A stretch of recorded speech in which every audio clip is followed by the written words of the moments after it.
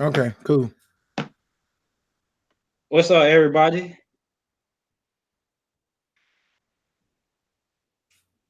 Make sure that we live. All right, we are live. What is up, everybody? What's going on in the chat? Um, I'm here with my guy Luke G. Luke G, thanks for coming on, man. Hey man, thanks for having me, man. I mean, hey, listen, anytime somebody challenge me and we just don't be talking football, I'm down for it. Yes, sir. Yes, sir. And guys, I took a break from the call-in show because I kind of wanted something new to do, like a new idea. So I came up with this idea that like I kind of want to debate some new YouTubers whenever I'm able to come up with a date with one. And an interesting topic was, is Matthew Stafford an elite quarterback? And I know a lot of you Lions fans, you guys love the videos, but every time I say something about Matthew Stafford, you guys get on me. So Luke G is here to defend Matthew Stafford, and is he elite quarterback? So, Luke G, do you want to start first, or Man, listen, you let me know. You want me to start or you want to start? It's up to you. I'll let you start first, man? All right, well, man, listen, first of all, let me let the people know we got 15 people watching right now. We already got one thumbs down. That's probably because I'm here, but that's okay. We gonna be all right. We still got seven more, six more. Let's get those likes up, people. Uh, let's go ahead and get into this debate. Yes, he is an elite quarterback. And here's the first reason why. If you go through and you look at the term elite, what makes the quarterback elite? It's being able to have your game elevate at a point that gives your team the best chance to win. So, for example, if you go through and you look at Ray Lewis is an elite linebacker because he does things that elevates his game to give his team a chance to win. Well, that's exactly what Matthew Stafford does. And he does all that with the minimum stuff. What I mean by that is no top run game, no offensive line, no real coach. All these things that these other elite quarterbacks have. If you go through and you look at people like Patrick Mahomes, he got to have a run game. Okay. He had Damian Williams and he had Kareem Hunt on top of having a legit tight end and Travis Kelsey. And they will call him elite. But if you go through and you look at Stafford, I guarantee you can't name me who his top tight end is. I guarantee you can't tell me who was his top running backs. You can't tell me who was his elite coach. Andy Reid's going to the Hall of Fame. So for me, he most definitely is elite. Okay, okay. So here's my thing. When I think about elite, I think about the top quarterbacks in the game. I think about quarterbacks who make the players on their team better. I think about a quarterback who can turn a bad play call into something. In football, not everything goes how it's supposed to. Sometimes things happen. Like my high school coach told me a few years ago when I attacked the quarterback for not throwing the ball right. He said, "There's no such thing as a perfect pass." That always stuck with me. It's no such thing as a perfect play call and things like that. So with me, I asked a lot of people on several platforms. I asked, what do you look for? What are the traits that you look for in an elite quarterback? And what I did was I asked them, and I just combined what was said the most. They said a quarterback who is a good leader. They said a quarterback who is able to kind of improvise. So like what I said earlier, bad play call, turn that bad play call into like a game, get something out of it. They said pocket presence, they said awareness, and they said what they do when the game is on the line and when it matters most. And so when I look at Matthew Stafford, I think a lot of Lions fans hate me when I talk about Stafford because they think I'm saying he's a terrible quarterback. I'm not saying Matthew Stafford is a bad quarterback. I think Matthew Stafford is a good quarterback, but he's not an elite quarterback to me. You see, every quarterback benefits from a good offensive coordinator. But Lions fans always say Matthew Stafford never had a good offensive coordinator. And Matthew Stafford is a guy who, for Lions fans, they say he never had a run game, never had a good OC, never had a good offensive line. So to me, when Lions fans say that, to me, what it prints the image is that Matthew Stafford is only as good as the talent that he has around him. Because it's a lot of quarterbacks who haven't had good run games that still went to the playoffs. Like, let's see. So back in 2012, Andrew Luck had the 22nd best running game in the NFL. They had 1,687 total rushing yards. Andrew Luck accounted for 255 of those rushing yards. If you subtract that, then they're 25th between 26 and rushing. You take away Andrew Luck's rushing numbers. Their leading rusher was Vic Ballard. He had 847 rushing yards. I'm pretty sure nobody really knows who that is. And they're the last 4 games of the season, they only hit 100 yards rushing once. Then we look at Matthew Stafford.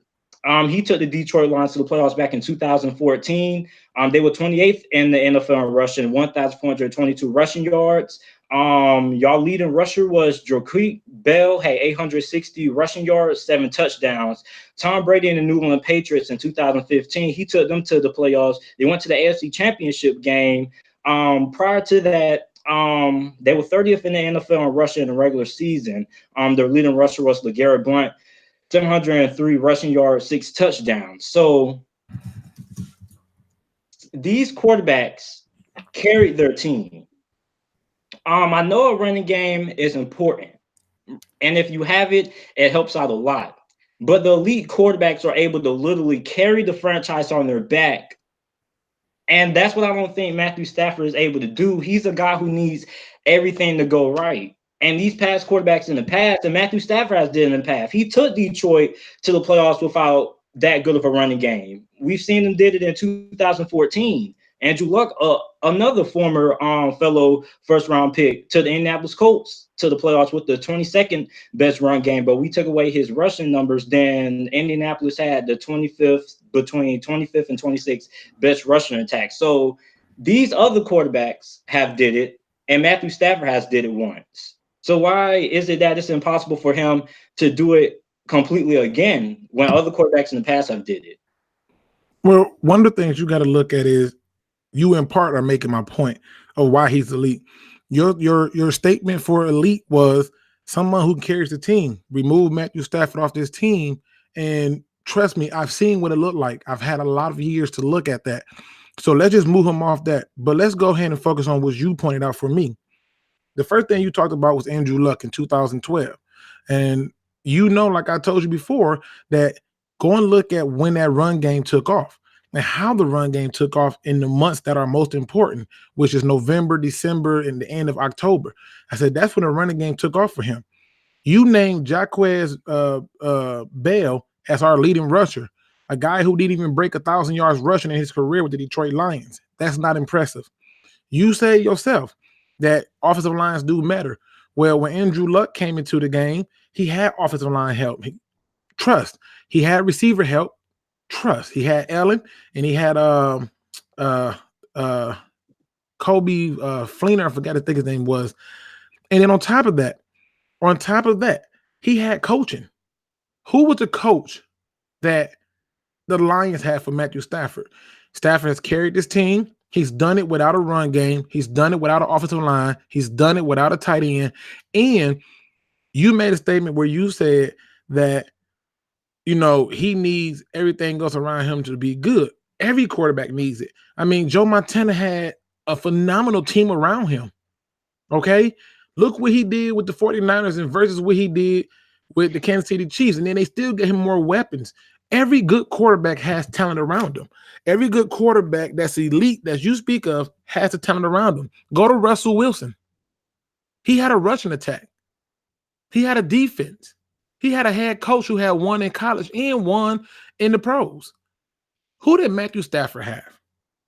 Name me who was Matthew Stafford's best running back. You want to tell me it was Joique Bell? I'm gonna tell you that's a shame. He ain't never crushed 1,000 yards.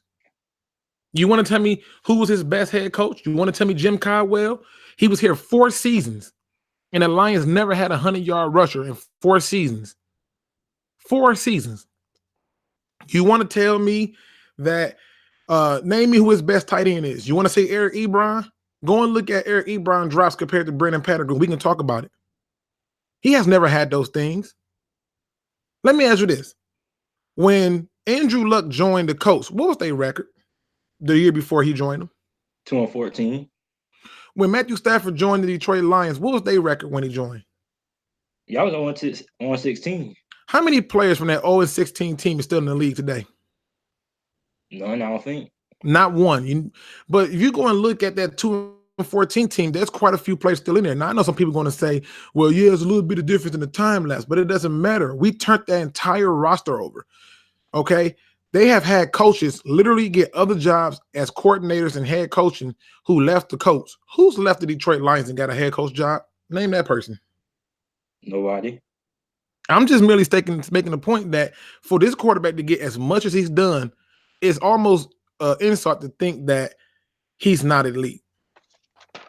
Well, here's the thing. So let's go back to what Matthew Stafford did in the playoffs, 2011 against the New Orleans Saints. I'm looking at what he did in the fourth quarter when the Detroit Lions were down 10. Now, the playoffs and the fourth quarter is when we see the great quarterbacks separate themselves. The elite quarterbacks separate themselves. The elite quarterbacks take over the game when they need their team to take over the game at most. In the fourth quarter, we see Tom Brady do it. We seen Aaron Rodgers when he was fully healthy in the playoffs do it in the fourth quarter. We seen Drew Brees do it, despite how he choked against Philadelphia. But we've seen these elite quarterbacks do it so many times. And in 2011, he threw an interception on the 1st and 10 play in the fourth quarter with 9 minutes and 44 seconds left, down 31-21, and it was the underthrown deep ball. And that basically sealed the game. And the Lions defense created 2 turnovers, and the Detroit Lions got 0 points off it. As a lead quarterback in that fourth quarter game, Matthew Stafford had to know that the stakes were elevated. This was a 1st and 10 play, and he threw an underthrown deep ball. And then in 2014 against the Dallas Cowboys, I know you Lions fans are going to get on me about how you guys got screwed. Yeah, you guys got screwed. But Matthew Stafford still had the ball in his hands the last 2 minutes. And elite quarterbacks like Tom Brady, Aaron Rodgers, Russell Wilson, Ben Roethlisberger, those are the last quarterbacks that you don't want to have the ball in their hands for the last 2 minutes because they always make you pay for it. And people always talk about Matthew Stafford, all these fourth quarter comebacks and things like that. But in 2014, I'm looking at this Cowboys game. They're down 24-20. All Matthew Stafford has to do is lead them on a 2-minute drive and score, and they win the game. This is basically what elite quarterbacks do in these situations. But Matthew Stafford didn't. He fumbled once, got that one back. And then he fumbled on the last play on their 4th down play, which ended the game. And Matthew Stafford, I mean, he didn't play that bad against the Dallas Cowboys. 28-42, 1 touchdown, 1 interception, a fumble, 323 passing yards. Tony Romo had 19-31, 2 touchdowns, no interceptions, 293. And the Detroit Lions outran the Dallas Cowboys in the rushing department, 90 yards to the Dallas Cowboys 75 rushing yards, which I believe was one of DeMarco Murray's worst games of that season because he was terrorizing. So Matthew Stafford in 2 minutes didn't do what a elite quarterback like an Aaron Rodgers or Ben Roethlisberger or Tom Brady would have did. If that was Tom Brady, Aaron Rodgers, they would have went down that field and they would have scored and they would have won the game. We seen Tom Brady do it every single time. We saw him do it against Kansas City in the playoffs games. We seen Ben Roethlisberger do it. We seen Aaron Rodgers do it when he's fully healthy. He did against Chicago on week 1 on one leg. Matthew Stafford didn't do it in the playoffs, and this is when the games count. A lot of people talk about the comebacks, but this is the playoffs. Everybody's watching, and he didn't do it. And against Seattle, I don't really want to talk about that game. I'm not going to hold that game against them because it was just a mess. I mean, but again, you just keep giving me more material to go at you with. Let's start off with this part right here, okay? How do they get to the playoffs? I mean, you don't want to count the comeback wins, but how did they get to the playoffs? And you telling me you've never seen Ben Roethlisberger in the playoffs throw horrible interceptions at the end of the game? Like the one he threw that should have went to Antonio Brown, but he threw it in triple, quadruple, wahoople coverage. You didn't ever see that one? What about the interception that Tom Brady has thrown? Every quarterback, elite or not, will have games where they throw turnovers. It happens. But let's talk about the Dallas game. You had a call that was called, it was picked up. You also had the NFL apologize because the referees missed a call on Ndamukong Suh being held. We're not going to talk about that. But let's go back to that Saints game. How many times did Matthew Stafford pass the ball? Because I know you got your papers, and I know you know this. But how many times did Matthew Stafford pass the ball that game? He passed the ball, I believe, 40. I can't see the exact number, but I think it was like 30 something, 38 or 40. I think something. 41. 41 times. And how many times did they run the ball in that game? I don't have that one on me. No, you know why? Because it wasn't even enough to even mention. The Detroit Lions do not have and have not had the talent. They literally got there simply because Stafford did his part. The team as a whole has been bad. When you're talking about the idea of elite quarterbacks, they need to do their job. Let's talk about the last playoff game Stafford had. They threw the ball 45 times with both fingers on his hand. 45 times. Let's talk about this. If you go through and look at the elite quarterbacks and look at they start, Matthew Stafford's right up there with them. From Drew Brees to Tom Brady, the only thing that he ain't got is the Super Bowl. But the difference between those elite quarterbacks and Stafford is none of those quarterbacks joined an 0-16 team with an organization that made 2 Hall of Famers quit. Not one of them. And on top of that, go and look at who was his center for most of that part. Dominic Raiola. Go and look at who all those other guys had. You want to talk about elite? Peyton Manning got to have Marshall Faulk. He got to have Edric James. He got to have Jerome Bettis. He got Marvin Harris, Reggie Wayne. I mean, it's so many things that this guy had. It's ridiculous. Look at Tom Brady. Everybody want to bring up Tom Brady. That's the worst example you could bring up. He has the world's greatest head coach. Don't believe me? He's been out a number of times and they still won 10 plus games. Hey, they won 11 with Matt Castle. So we don't even need to even bring up Tom Brady and what he's done. But if you want to, he's had games where he's thrown interceptions at the end. The difference is you have to have coaching. You have to have a run game. You have to have balance. You have to have defense. You can't point to one year where Detroit had all those pieces. But I can go to a number of those elite quarterbacks you talk about who's winning it, including Ben Roethlisberger, who got to have a Willie Parker, a Jerome Bettis, a Hines Ward. His defense had 3 Hall of Famers before they even reached their 3rd season. But we're talking about Stafford not being elite. Most fourth quarter comebacks, who that go to? Matthew Stafford. Okay. Now, if Matthew Stafford has the most comebacks, who's the fastest to get to 20 or 30,000 passing yards? Matthew Stafford. Now, let me just show you something. If I take away, say, Antonio Brown if I take away his top receiver, if I take away Ben Roethlisberger's top receiver when he had Plaxico Burress, Hines Ward, what was his numbers like? Ben Roethlisberger still won before without him. We won the playoff game without Antonio Brown when he got injured against Cincinnati and against and that was 2015 when the Broncos beat the Panthers. We lost Antonio Brown to that play against Cincinnati, and Ben Roethlisberger took us, and we would have won that game if it wasn't for the Jordan Township fumble. And that was Ben Roethlisberger did that on one leg. Who's the receivers though? I really can't name them. Oh, we have Martavis Bryant. Okay, let me take it a step. Let me go back a little bit. Let me rewind it a little bit. Let me rephrase it. Name me a time where he didn't have receivers and he still performed, because they took away Calvin Johnson, arguably a Hall of Famer, right? And yet Stafford still performed. Stafford has performed with trash.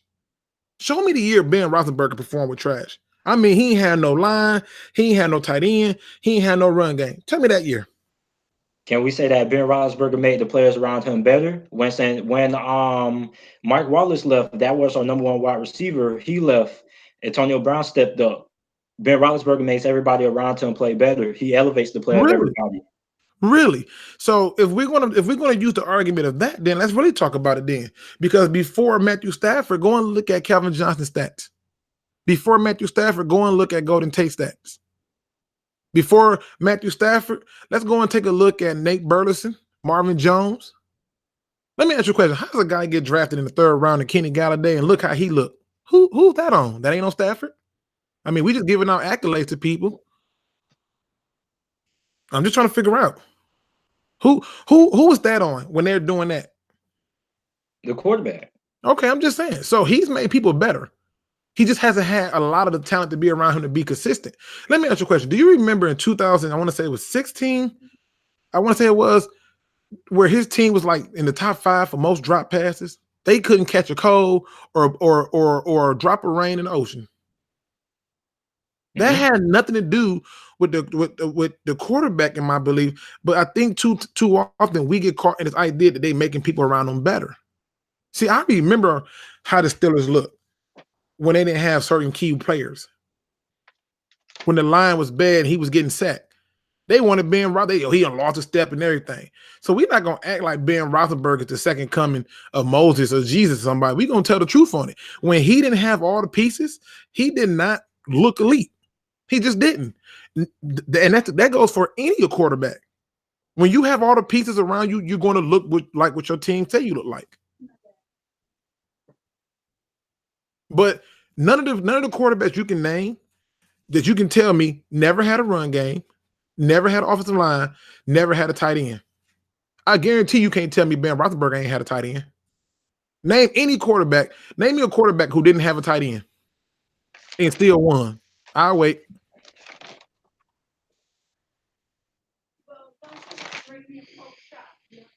All right. I can't. There is no way you can look at Stafford and say he's not elite. If you put Matthew Stafford on the Dallas Cowboys, they not only win a playoff game, but they more than likely probably make it to the NFC North Championship at the very least. I mean, look what they did with Tony Romo. And I'm not trying to knock Tony Romo. Tony Romo had to deal with a lot of the same things Stafford did. But the difference between Tony Romo and Stafford is Tony Romo's had a 2,000-yard rusher. And it didn't help him. He's had multiple rushers and stuff. Now, really quick, man, you got somebody giving you a super chat. Shout out to Lions Lee, who dropped $1.99. He says, define you guys elite quarterback. For me, an elite quarterback is somebody who is able to do their job and do it well within the confinement of the talent around them and within the system that they're being provided with. That's how I judge an elite quarterback. Now, he can give you his definition, but that's how I judge him. To me, an elite quarterback is able to elevate the team around him, also make the guy calling the plays look good, even if a play is bad. He's able to make something out of nothing.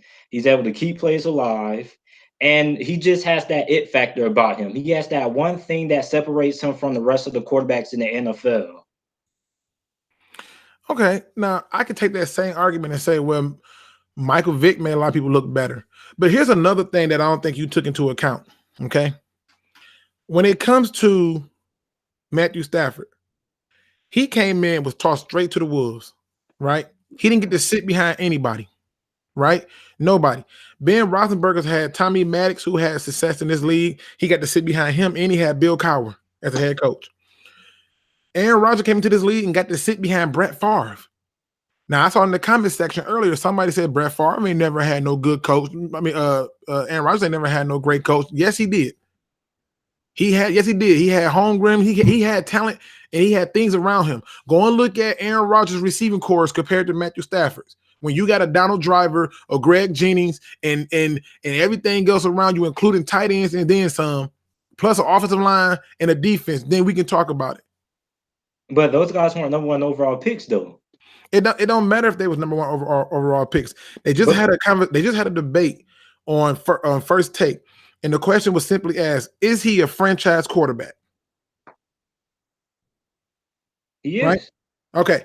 If he's a franchise quarterback and he's the first overall pick, then we don't need to worry about why he's a first overall pick. He's a franchise quarterback. You take them first overall. But That's what it's you some do. expectations that come with being number one overall pick. Yeah, but if you're going to get those expectations, set them up to win. You notice that when the Browns went out and got Baker Mayfield, they had already invested. They had already invested in uh receivers, running backs, and tight ends. They had already made the investment. They went out and got an Njoku. They went out and got Jarvis Landry, added what's my man's name now? Odell Beckham Jr. They got him running backs. They got him offensive lineman, so he can come in and be successful, have a fighting chance. But what has Matthew Stafford did in the playoffs though? Because you say he had to throw the ball 40 times, but I mean this game's Tom Brady. I forgot which game it was, but Tom Brady threw the ball nearly 50 times. Peyton Manning had to win games without a running game when he had to throw over 40 times. And I mean, I know it's throwing the ball a lot, but if you have a franchise quarterback and an elite quarterback, it shouldn't be no problem with you being going here. We're in the playoffs. We need you to go ahead and win this game. And Matthew Stafford hasn't did that. Aaron Rodgers has done it. Tom Brady has done it. Big Ben has done it.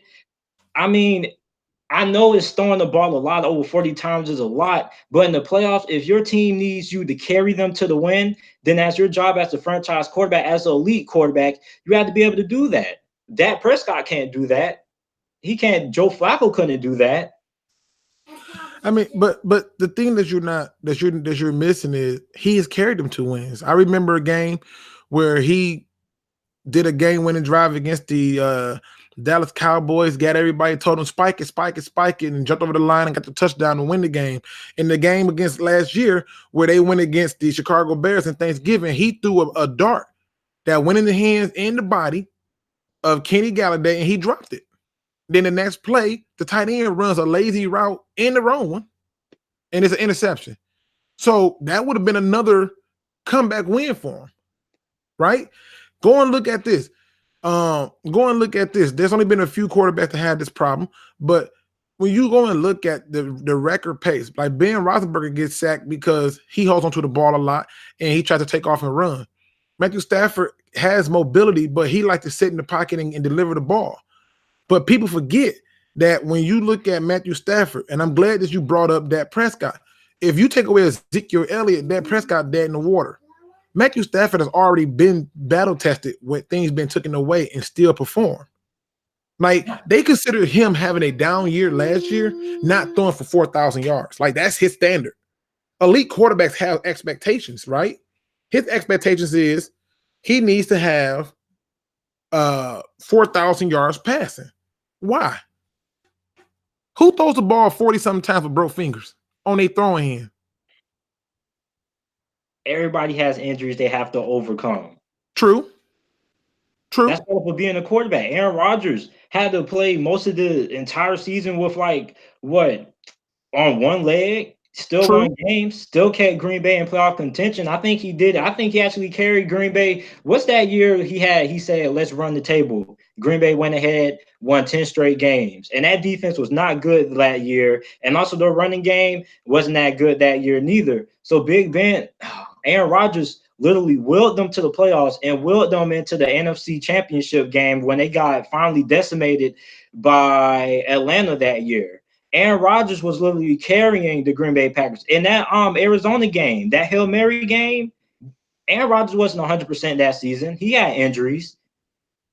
He still had the whole collarbone thing going on. So I mean, it can be done when you have injuries. Yeah, they might hold you back, but this is the playoffs. This is the money time. Like in the NBA Finals, man. If somebody in the NBA Finals, an injury wouldn't stop LeBron James from going out there and trying to will his team to a victory. You have to play through injuries, especially in the playoffs. I mean, I put it this way. And again, shout out to Lions Lee, who drops another $1.99. He says, list your elite quarterbacks. For me, there's only about 2 or 3. Okay. But here's the thing. If you really want to put it in that light, okay, you want to put it in that light. Let's talk about that Aaron Rodgers season when he said run the table. Do you know the one thing that they did different that year that made everything different? You know what that was? They moved Ty Montgomery to running back. Oh my God. And What? he was a wide receiver. And all right. Right. He was a wide receiver, moved to running back. Oh my God. It's easy to run a table when you sit there and you look up and realize that now I can run the table. Why? Because I got a run game. See, if you focus on Aaron Rodgers, then they's gonna kill you in the run. If you focus on the run, they kill you in the pass. In fact, go to last year where Aaron Rodgers didn't have a run game or the head coach refused to be consistent in running the ball. How did that work out for him? He didn't do I so mean, good. Look what happened. Look what happened when they took Jordy Nelson away from him. Left him with Devontae Adams and a bunch of rookies. But he make everybody around him better. How do you lose to the Arizona Cardinals? And and was worried about it. You was missing wide open receivers. Wide open in front of you, 20 yards. How do you do that? well, I think the thing with last season was that Aaron Rodgers really brought that on himself. I don't think it was the fact that the town around him. I think it's the fact that him going against Coach Mike McCarthy, because in that article it said that wide receivers, he kept on calling hot routes out the line, and Mike McCarthy kept on telling them to just go ahead and run the route, don't listen to him. So it was dysfunctionality last season on his part. True. True. And that's probably why he led the league in throwaways. Tell me how many games have you actually seen Matthew Stafford purposely lose? Because I watched Aaron Rodgers purposely just refuse to run the plays. How do you set the NFL record in 100 years? In 100 years, you doubled the number of throwaways in one season. And it was people open. You talk about leadership. That's leadership. That's leadership. He a Yeah, bad but man. got you on that. I got you on that. But we can't deny the fact that Aaron Rodgers is all right. Let me ask you a question. Okay. Healthy Aaron Rodgers. Let's take Aaron Rodgers' best season, which was the year he won MVP. I think that was 2016 when he nah, that wasn't. I forgot what season was, but he won 2011. MVP. Let's say 2011.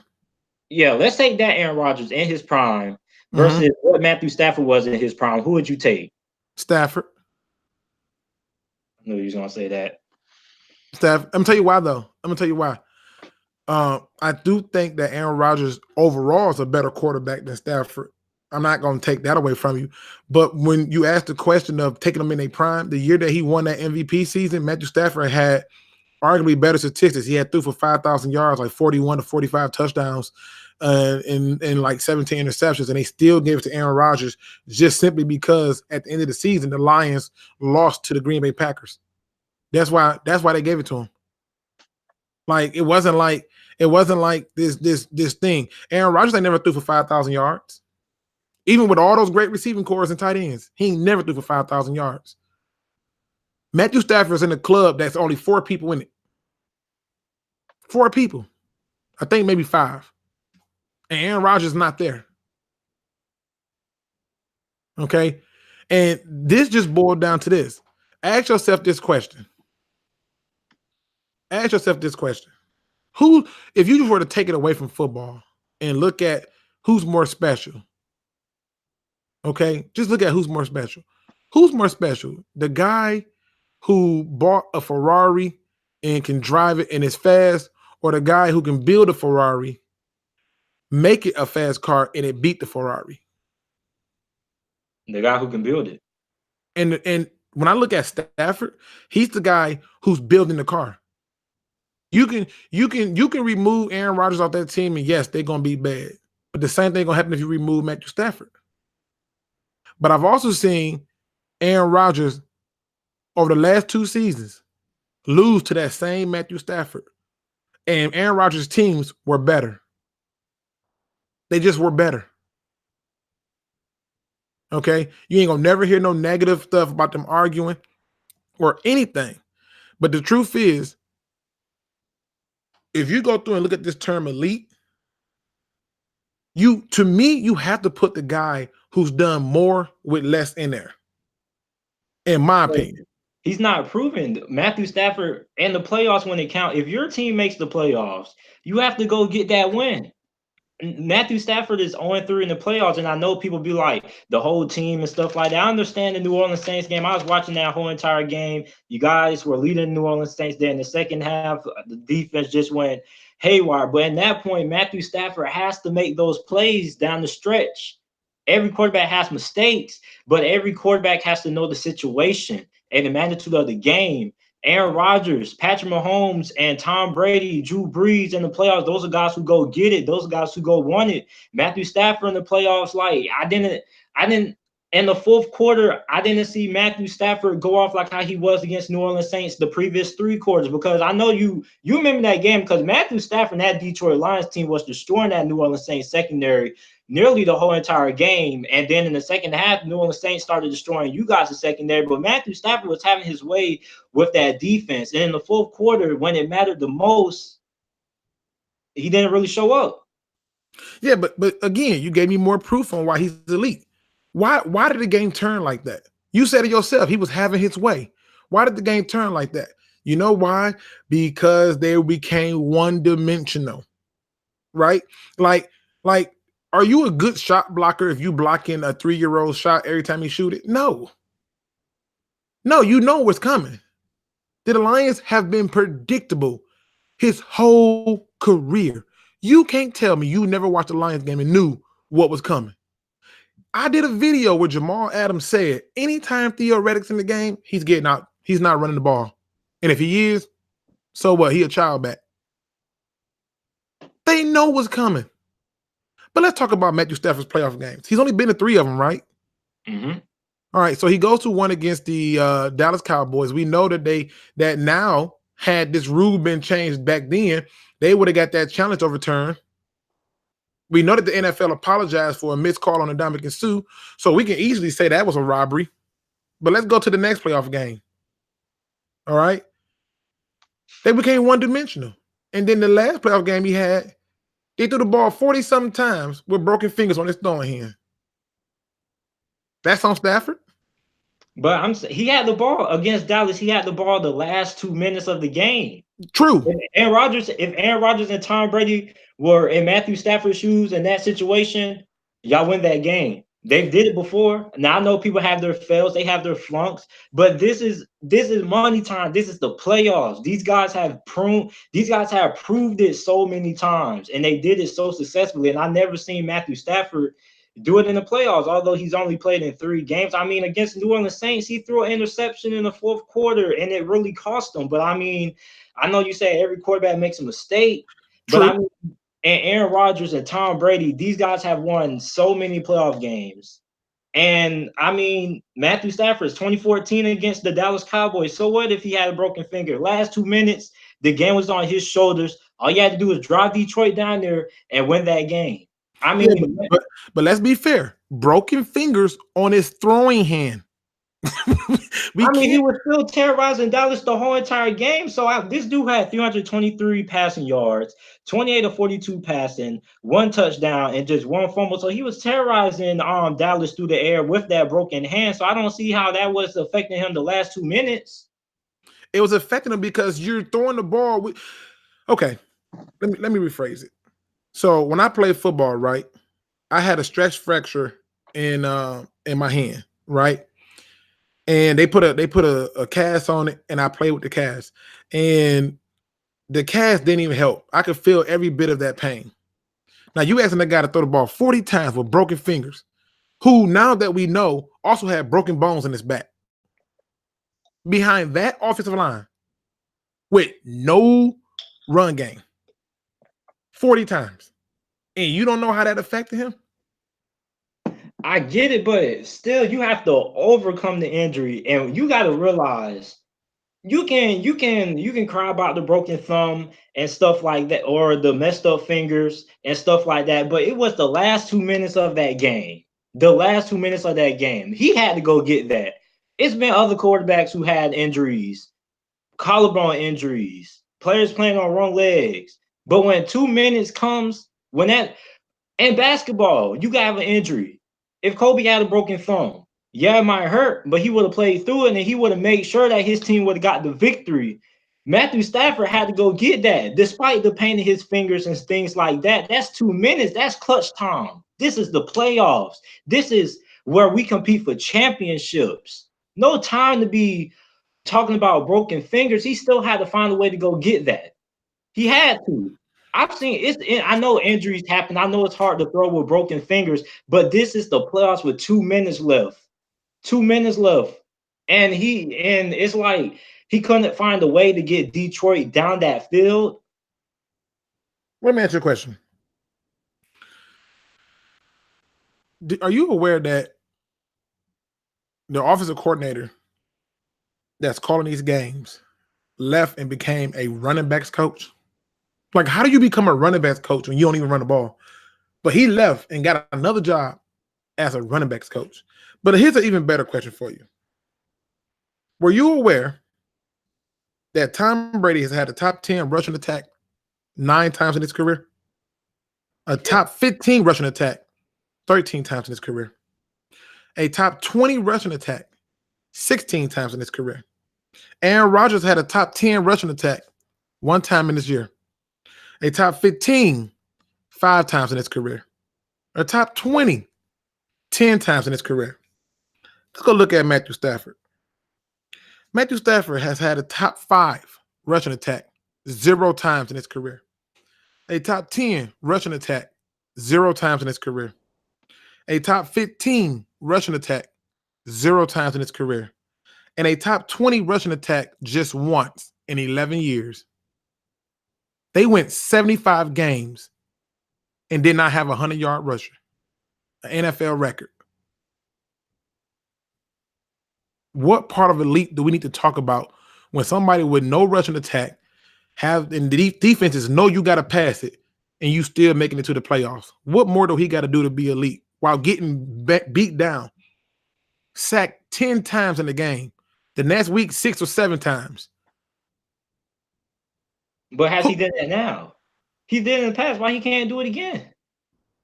He hasn't done it again because of the same reason you just talked about: lack of coaching, lack of a run game, lack of a tight end, lack of a identity, and a lack of a tight end. And when you have these types of things on offense missing, you can only do so much with what you got. If I ask you to make a pound cake and you only got 4 ingredients, I can't expect you to complete the pound cake. I just can't. So Matthew Stafford, this is a guy who played for broken back. I didn't really talk about the stats part because I didn't want to use the broken back thing with him. But the thing is, Matthew Stafford was a number 1 overall pick. Mm-hmm. And according to you, he should have been because he's a franchise quarterback. Yeah. But I mean, couldn't we consider like most of the top 15 quarterbacks in the league are franchise quarterbacks?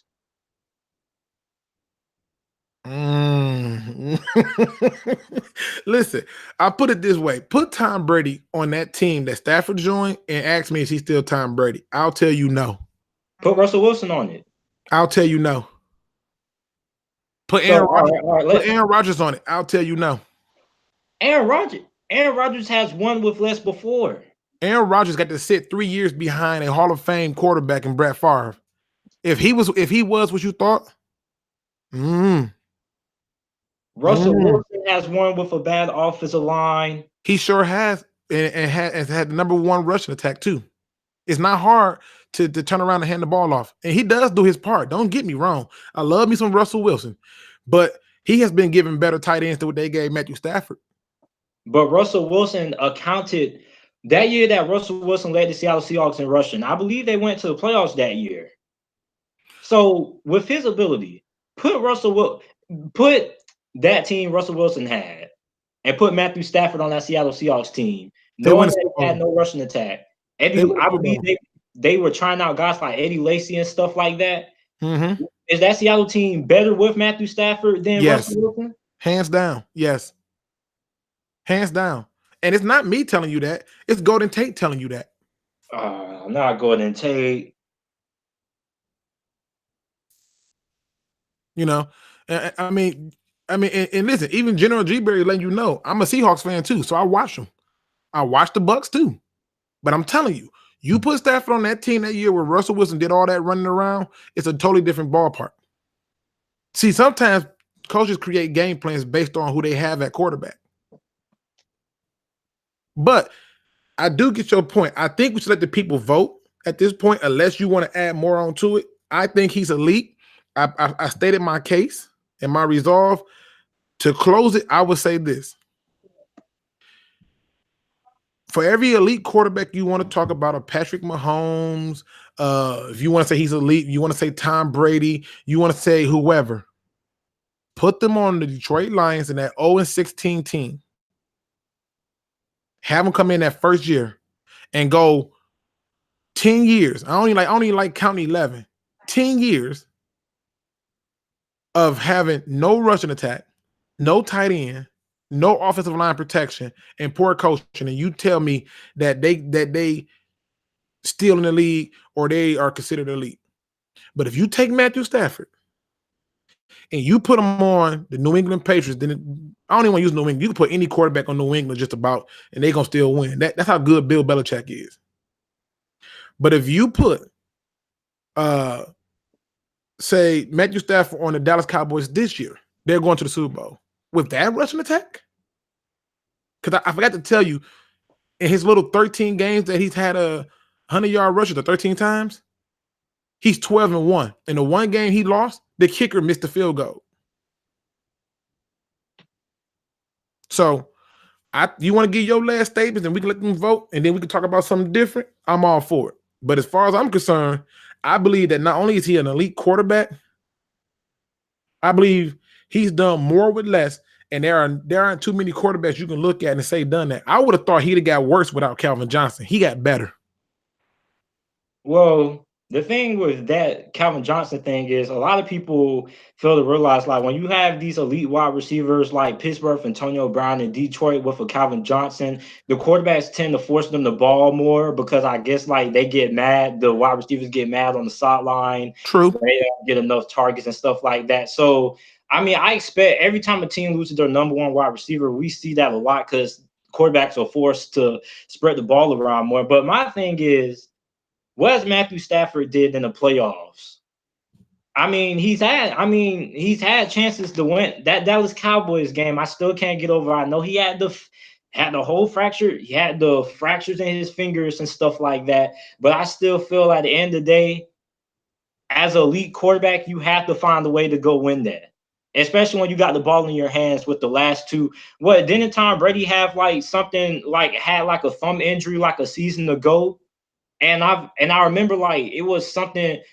I forgot what year it was. It was something with his thumb on his throwing hand or something like that. What year was that? I don't remember. You talking about Rodgers or Stafford? No, Tom Brady. Like he had an injury on his thumb too, on his throwing hand. Yep. And they threw the ball short every time to Rob Gronkowski. So go ahead.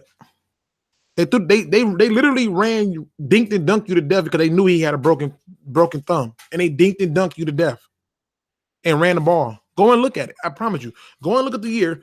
They literally ran screens and dinked and dunked their way all the way down the field for the wins, and the defense stepped up. Not to mention he got the greatest coach in NFL history.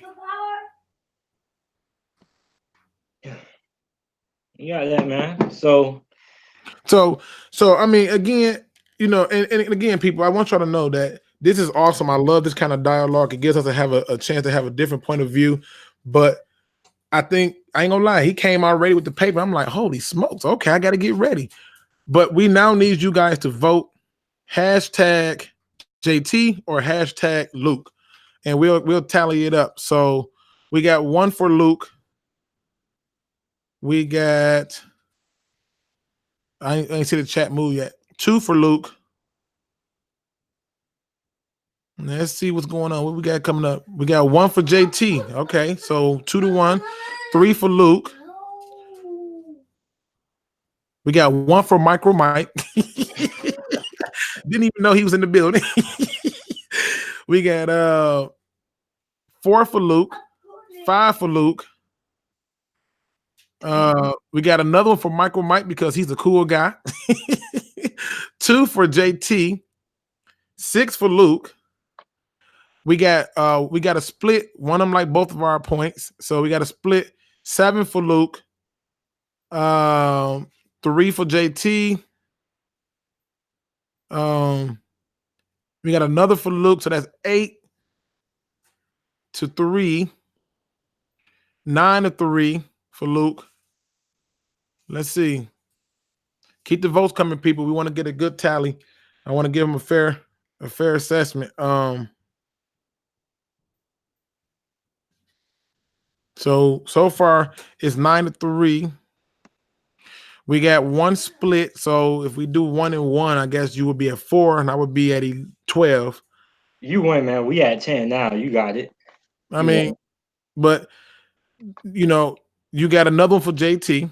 Shout out to Micro Mike, appreciate it. And that's a stabby stab. He says elite is really reserved for like 2 or 3 quarterbacks in the NFL, and I believe that. I believe that. But if we were creating a bigger pool of the elite having to be including more than those 2 or 3, because it gets different. Once he said Ben Roethlisberger, I'm thinking, you ain't never seen Ben blow a bunch of games in the playoffs? Because I've seen a bunch of them. He has. It's like he's like really, really aggressive though. Yeah, but the benefit that most of those guys had is they've had the talent around them. I think Ben Roethlisberger had what, 2 coaches his whole career, Cowher and Yeah. Tomlin. Stafford's had multiple coaches, and they keep changing it up, and he keep performing. You have any idea how hard it is to keep learning new offensive systems and still perform under that? Yeah, I know. And not to mention, I think a lot of your points are valid and stuff like that. It's just that in those 3 playoff games, I can easily point like, okay, look, how does he come out and do this, but then it die out? Because you became one-dimensional. And that's why I was so impressed with what the Patriots did when they ran that clock out. I'm like, it's 3 minutes left. Y'all just need to get 1 3 and out, and y'all good. They couldn't do nothing. The Rams were praying. They just kept running that ball down the throat. And that's where it all boils down to. Now, if you have not hit that like button, please do so right now, because JT, man, is an amazing content creator. He's an amazing person. Get those likes up. If you have not subscribed yet, please do so. He should easily be at 5,000 subscribers. And I'm not gonna lie, I had to really come prepared with different parts that I would have to, I got to pick my pitches. Because when he brought up some of his points, I'm like, okay, all right, I can concede that point. But what about this? And I think that's the thing of it, man. And plus, let me just give a shout out to you, JT, for being able to have a mature debate. You know what I'm saying? And come with your facts and your point of view, and be able to nail it. Because I think you did a phenomenal job. And I'm not gonna lie, while you had the paper out, I was on my phone having to go through my little notes, like make sure I don't forget nothing, because he dropping some dimes on me now. Yeah. But let's definitely give him some love. Get those likes up, man. You got 1 thumbs down. It's all good. Because that just means that they still love you. Yeah. So it's just, but for me, I always look at players who do more with less. And it's probably why I'm so critical of people like Cam Newton. I'm like, dude, you came in with a stupid run game. You came in with D'Angelo Williams and Jonathan Stewart. Then they gave you a tight end in Greg Olsen. But I think like my thing with Cam Newton, I always defend Cam Newton with this, because people talk about the rushing numbers, but Cam Newton, for like the first couple of years of his career, he accounted for a large chunk of the run game as well. So like, I always try to defend Cam Newton the best I can. And also I got to say how Cam Newton, like Greg Olsen, would get, like the last couple of seasons, Greg Olsen has gotten injured and things like that. And also sometimes they double team Greg Olsen because Cam Newton didn't really have a true number 1 wide receiver. They drafted Kelvin Benjamin. He was good for some odd years until he started getting injured. True. So really, I think Cam Newton is the top 10 quarterback in my opinion, because what he's able to do, not just passing the ball, he actually improved last season, but what he brings to the table when it comes to rushing the ball as well. See, I think too much. That's for fantasy football people. All that rushing and all that stuff. The quarterback job is to throw. The receiver job is to catch. The running back job is to run. But Uh, like the Panthers, like it was like a lot of design runs though, and like I think that's a big reason why they were not there, and they got McCaffrey to help out Cam Newton. And plus, I told everybody Christian McCaffrey is going to be the best halfback. Now, I didn't think Christian McCaffrey was going to be what he was now. I'm gonna be honest, I never thought he would be what he is now. oh, I wanted the Lions to get him. I was sold on Christian McCaffrey. You couldn't tell me nothing. But Cam Newton to me don't get no excuse because I'm telling you, he had Steve Smith, he had Musa Muhammad, he had the tight ends, he had the running backs, he had Pro Bowlers on his offensive line, he had Gross, he had talent around him, and I would not put Cam Newton in the top 10. The year that they went to the Super Bowl, he had 9 games where that team won by double digits, and he threw for 1 touchdown and 180 yards or less. Yeah, Right? And then people say, well, what about his rushing? Let's go and look at the rushing in those games. He didn't do it. He didn't do it. And what happened? They got to the Super Bowl. I told everybody, watch what happened. They're not going to worry about the rushing attack. They're going to just tee off on them. And that's what happened. And I then, told Denver to win, and to me, I lost respect for Cam Newton when he fumbled that ball in the Super Bowl and and then said that he didn't want to jump on because he didn't want to get hurt. When are you yeah, going to get back to the Super Bowl? So for me, top 10, no. And by your definition of elite, he can't even be that because what elite quarterback fumbles the ball, has the best position to get on it, and bows out like, no, I'm good. yeah, You know, so a lot of these quarterbacks come in with more than what Matthew Stafford come in at, but we the fans only look at win and loss records, and I'm like, you can't put that on a quarterback. It's a team sport that goes to the head coach. yeah. So, but man, ladies and gentlemen, man, give it up for him, man. I do. I think you did an amazing job, man. And I Shout out to think, you, man, because you actually this was a challenge. This is why I wanted to debate you and Damo because I knew both of you guys were going to give me a good challenge, and I actually spent a lot of time preparing for this debate. Like I spent like 3 days, especially I had to watch the playoff game. I had to kind of figure out what was going to be your angle. And I was like, is he going to go with the playoff games? Because if he do, that makes it even easier for me. Because I'm telling you, no quarterback should be throwing the ball 40 sometimes, 45 to be exact, with broke fingers on his throwing hand. That's like asking Usain Bolt to be the anchor in a relay race with a broke leg. It's a waste of energy. It doesn't make sense. Or like asking a guy to catch interceptions with no hands. So Stabby McStab says, who won the debate? Luke G won the debate based on votes. I kept tally of Yeah. them. I end up going up to 18 votes for me, and he got up to 8.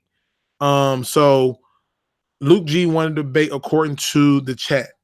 Now, anything you want to end the show with, man? I Talk just to the want to people. tell everybody thanks for coming on, man. Like I said, I took a break from the call-in show because I want to do something different, like once or twice a month, like when I'm able to.